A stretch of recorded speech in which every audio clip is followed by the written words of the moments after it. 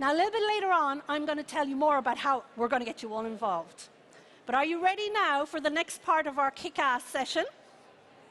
Now you got the facts, I would like to welcome my fantastic panel onto the stage with me, and we're going to talk to Kickass investors investing in women entrepreneurs and a Kickass woman entrepreneur. Please welcome, let me start by welcoming Olga Dubey from AgroSustain. Please, Olga, woman entrepreneur. Stéphane Bourbier. We'll wait for the music. Woo-hoo-hoo.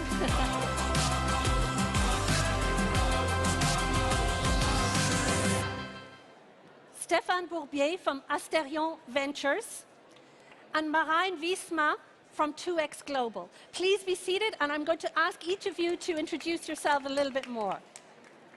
Okay, so we've heard the crappy numbers and the big opportunity that it represents.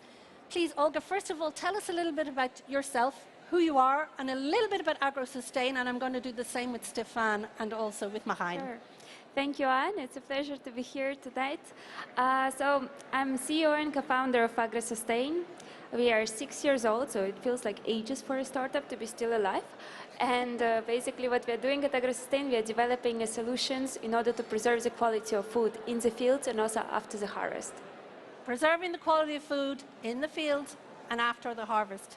Thank you, Olga. Stéphane, tell us about you and Asterion Ventures. Yeah, so I'm the founder of Asterion Ventures. We invest in impact startups, climate tech, and startups engaged in social changes.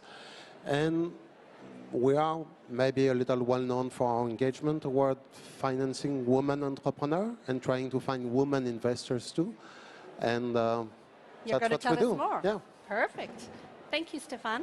And thanks for being the male investor on this panel. I had proposed that it will be my female partner, but No, we wanted you. You wanted. We wanted you. Thank you for being here. So, Marijn, tell us a bit about yourself and 2X Global.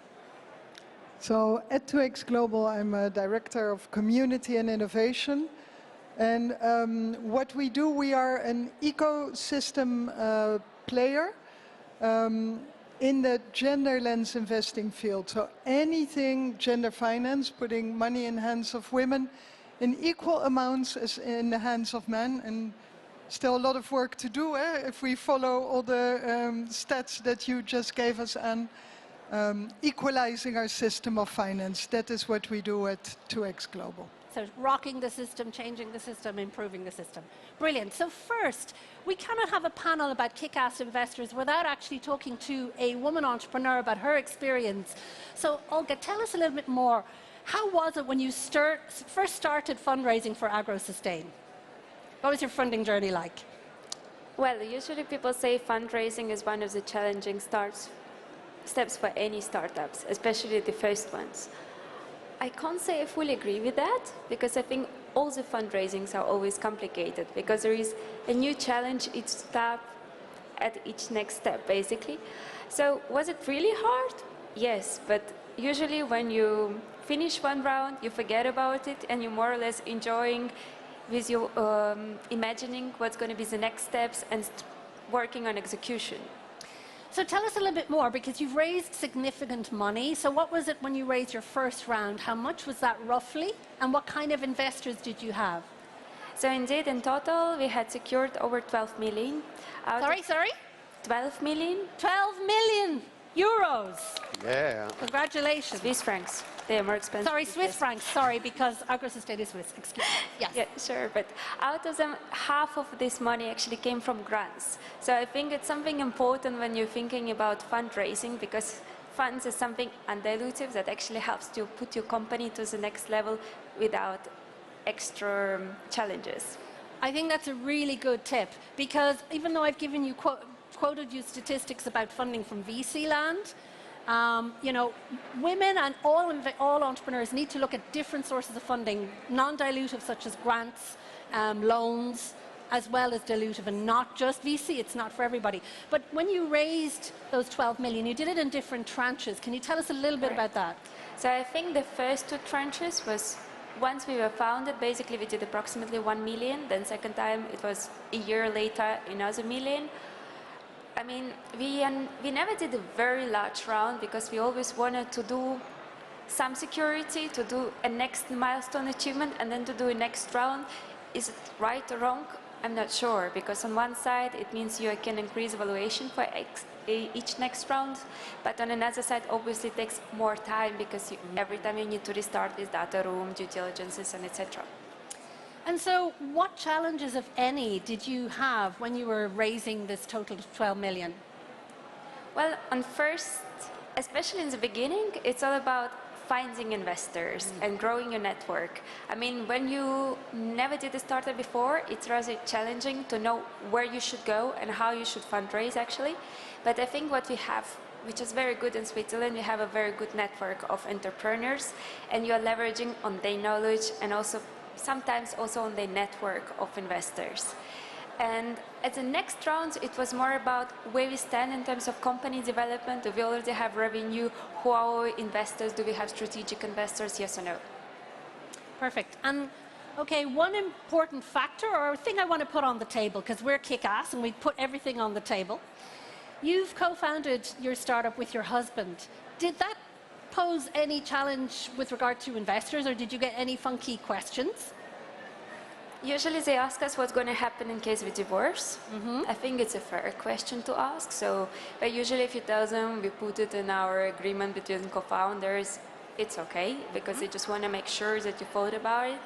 But obviously there was always a few investors who said, no, we don't support male, female, husband, thing, etc. But it's a personal choice. Okay. So, thank you for telling us part of your journey. Stéphane, over to you. Can you tell us a bit more about Asterion Ventures? What is your investment thesis? Yeah, well, we invest in mostly climate tech startup, impact startups, so we're very happy to be here. And this is maybe one of the reasons for which we have a very strong focus on women entrepreneurs and women investors, because we don't believe we're going to create a new world and a better place to live if it's a male-only thing. So that was really one of our very strong focus from the beginning, is how we create a very strong network of women investors who will join us to invest in women entrepreneurs. And there's a little story with which I like to start, is that one of the first startups we financed was Clear Fashion. It's label of impact and clean fashion. And Rim and Marguerite, it was two women co-founders, told me, Stéphane, we are very happy if Asterion is our fund, but we would like you to gather women investors among your team, and we are okay if you swear that you are going to reach 50% of women investors in the round you're going to structure for us. That's good. That's cool. So you hear that. I think that's an important dynamic, that we're seeing more entrepreneurs in general being more specific about who they want on their cap table and asking for more diversity on the cap table. And I think that was very interesting, because they say it's not only about who is going to invest in our company, but what is the relationship we're going to create on a long-term basis, and how we are going to be supported by our investors.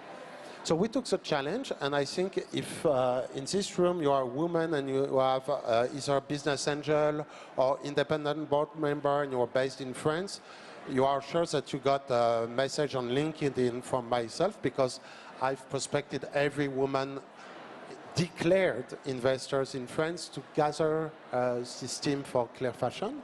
And more or less we were successful. We reached 43% of women investors in the cap table, so that was quite good. That's really fantastic.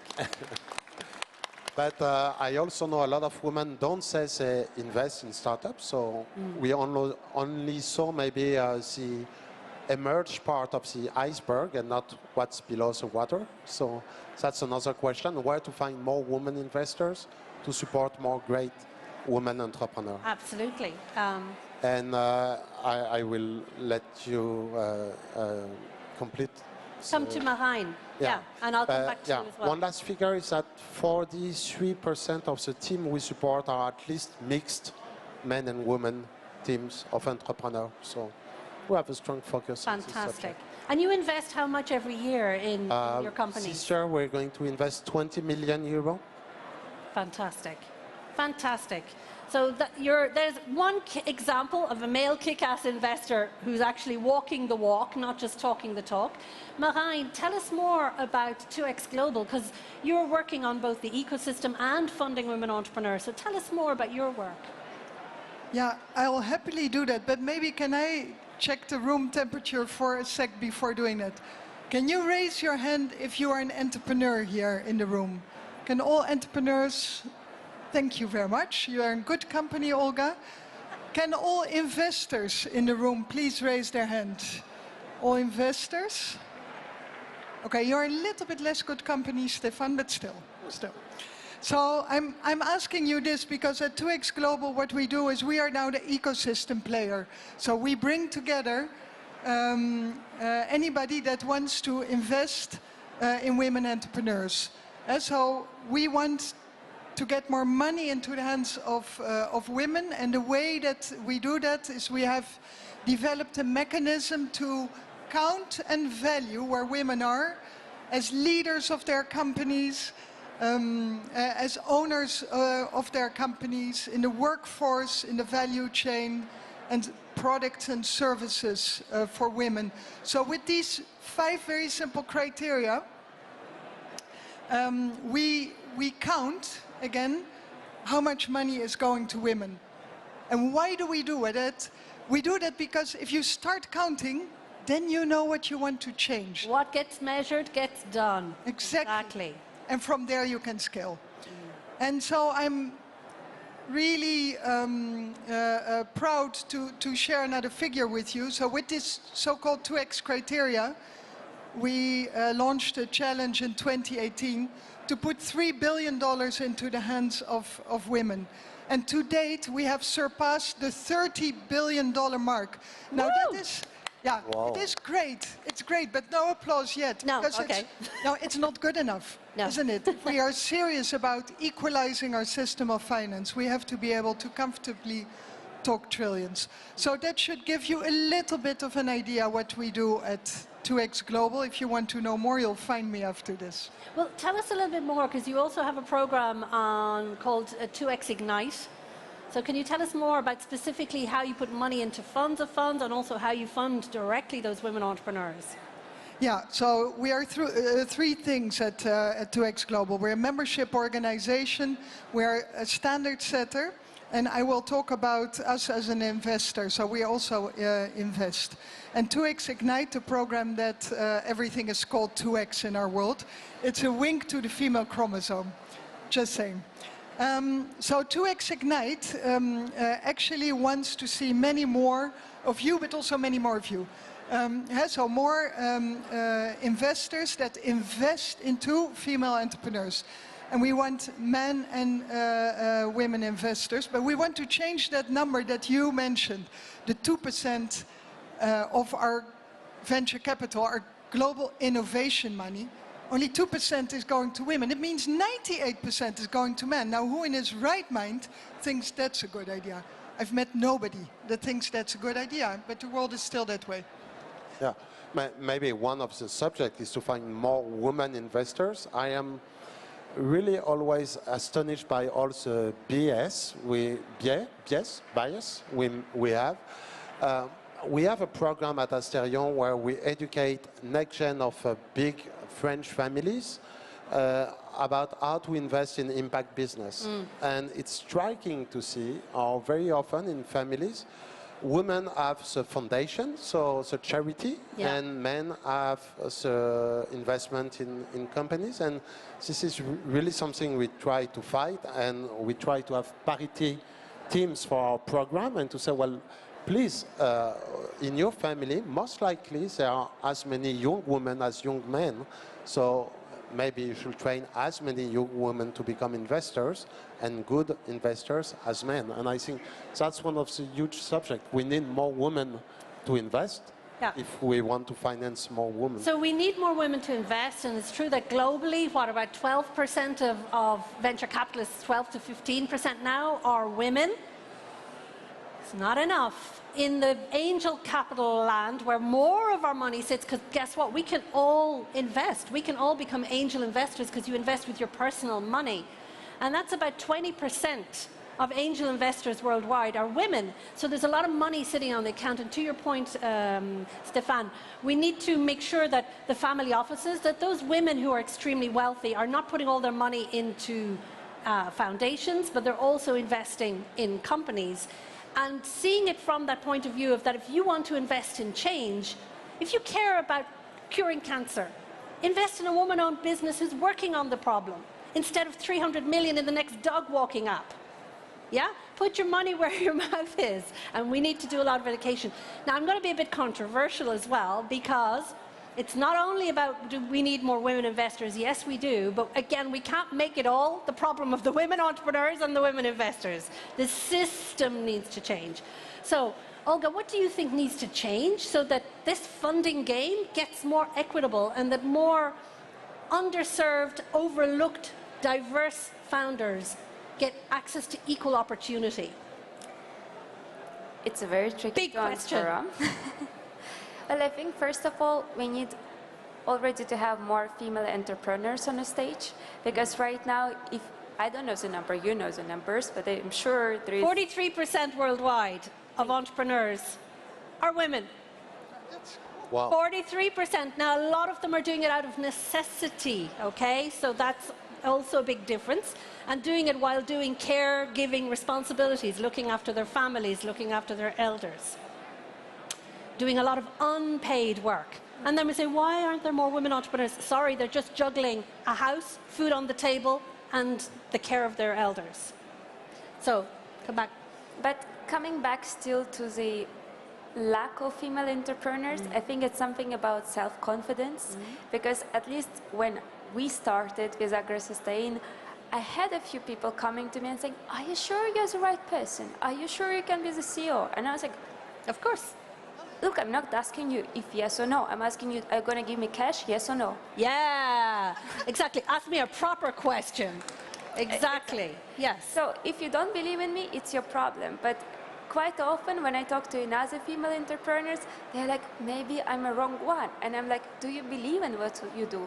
Do you like what you do? If yes, then you should continue and fight. Because at the end of the day, after 1 or 2 years, people will forget about this question. And few times, the people who were doubting me in the beginning came to me and said, I'm so sorry I didn't give you cash back then. I'm like, well, you can still correct it if you want. Just there's still time. Stéphane and Marijn, what do you think about that? Like, first of all, is there a problem with confidence of women entrepreneurs? You know my answer, and I'm going to say it loud after, but I want to hear your points of view. In the ones that you see, do they lack confidence? I think we always see really great women entrepreneurs, and there's no subject about it. And I think the problem is more that, unfortunately, capital is in the hands of men, and that's a huge society and political problem, and it needs to be fixed. It's a systemic problem. And it's a systemic problem. Recently, I saw an investment fund that just launched, and they say that for women, there is no management fees and no carried for women investors, to encourage women to invest more and to redistribute capital from the hands of men to the hands of women. I think that's maybe the main issue. So there's a problem. So at the investor fund level, if you have new fund managers, new women who are creating those funds and managing the funds, some of them effectively have less carry, so they get less interest, like they make less money by managing the fund, just to make it in plain English for some of the people here. But then also, there's also the fact on the women entrepreneurs, right? So sometimes we're not asking for enough money. I'm always here on this stage saying, ask for more money, because to your point, Olga, it's just as hard to raise 500,000, which is the magic number that women say all over the world, no matter where they pitch. I want 500,000. I'm like, if another one says 500,000, I'm going to smack you on the head. No. So what can we do to change that? The confidence question, Marijn, and all those women entrepreneurs that you see and fund, and the funds you fund with women investors, is there a confidence problem? Yeah, I know you want me to give you a binary answer, but No. we talk about kick-ass women here. Yeah. And so is there a confidence problem? Sometimes, and sometimes there's not. What there is for sure is there are rules of the game that are unwritten. And so who decides what good looks like? Yeah. And if a male investor that is not conscious of his own bias or looks at the female entrepreneur and goes like, you don't look like anybody, you know, I've ever invested in. Can you even do it? If you don't recognize that voice and know how to silence it and go like, okay, let's talk about your business instead of, you know, being bothered by my own biases, I think that is what stands in the way more than confidence does. Absolutely, and I think it's good to remind ourselves what is unconscious bias. Okay, A, it's unconscious. Let's say most of the time, people don't realize that we have it. But a bias is actually when you make a decision based on perception, not fact. So it's the perceptions that we need to change. And often, many investors and male investors can, it's not everybody, there's a tendency to think that, A, if it's a woman founder, oh, she's going to put her family first if she's got children. Oh, she can't possibly manage her business and children at the same time. Oh, she's a risky investment. I don't see enough of them, so she's riskier. I shouldn't put my money there. So let us kind of wrap up by saying, what would be your one call to action, Olga, to the women entrepreneurs and to the investors, or if you've got one, what's your kick-ass call to action on this panel? I would say respect. Respect between both parties, between investor and between the founder, right? Because quite often we see that founders have to bend. Yeah. Investor is like, okay, good, let me decide. So, it's changing, yeah. but I think it should be much more equal. So see yourself as an equal, your business partner here, not like this, where the investor is up here. Your business partners, you're presenting a business opportunity to them to make money and to do good and to be aligned with your values. Stéphane. Yeah, about bias, maybe we should find every possible way to fight against it. At Asterion, we gather teams of investors in SPV to invest in specific startups. And what we found is that if we have collective pitches, so an entrepreneur pitching in front of 10 or 20 people, it may conduct to some real bias with a male talking a lot and interrupting the women entrepreneurs. And so now we only do individual pitches and one-to-one dialogue between a woman entrepreneur and a potential investors. And we find that it really changed the game. Yeah. We use inclusive languages, all kind of small details to try to make everyone maybe not equal, but on the same basis, and to limit bias as much as possible. Even so, we will need another generation, I think, to to erase it. We will. There's still Let's a lot of fight work, now. but it's great you're Yeah. doing that. And Harvard Kennedy School did some fantastic research. Yes, I'm a research buff and a statistics buff, you'll hear me, because we have to grab people with the information and the facts. As I said, I'm not talking about bias and perception, these are the facts. And Harvard Kennedy School did a fantastic piece of research where they looked at what worked in diversity and inclusion in big corporates and said, how could we apply that to the venture capital industry? And they came up with a set of recommendations at fund level, individual investor level, and entrepreneur level. And what they found is that if you actually see entrepreneurs in batches, in groups, you reduce the bias. This is because the people behind this research are the ones that did the famous orchestra the orchestra experiment. You remember that experiment that went live where one of the American orchestras was recruiting new musicians for the orchestra, and it was blind, so you couldn't see them, but they could hear the women musicians because they were wearing high heels. Chick, chick, chick, chick, chick. And so the women musicians would more likely not be considered to be part of the orchestra. So they changed it. They made sure that everybody wore flat shoes, and the percentage of women musicians who got recruited went up by incredible. So, Marijn, your call to action. Yeah, always hard to choose, but if I need to choose one, it's if you want to invest in women, and you will be investing in this better world that we all want to see here at ChangeNOW. What a wonderful conclusion. Thank you so much to my Kickass panel, everybody. Thank you.